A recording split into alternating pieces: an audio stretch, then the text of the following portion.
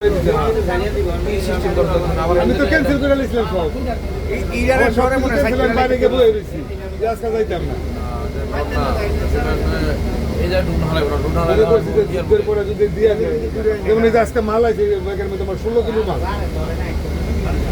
আয়া বলছি দেখা হয় না তোমার কিছু 16 কিলো এটার মধ্যে আর কোটে দেখে নাই কেউ উঠে যাইছে অ্যাক্সিডেন্ট লেগে আছে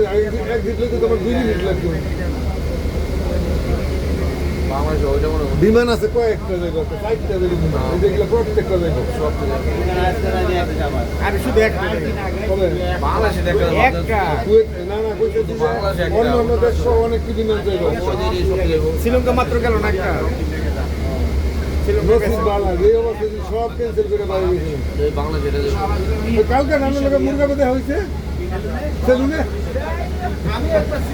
এই যে আঙ্গ বেলেন হলো এটা আরে আমি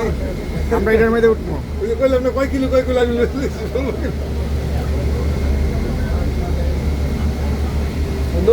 আমি মনে করছি যে আজকে আর যাই পারতাম না শেষ আমরা এই বেলেনে উঠবো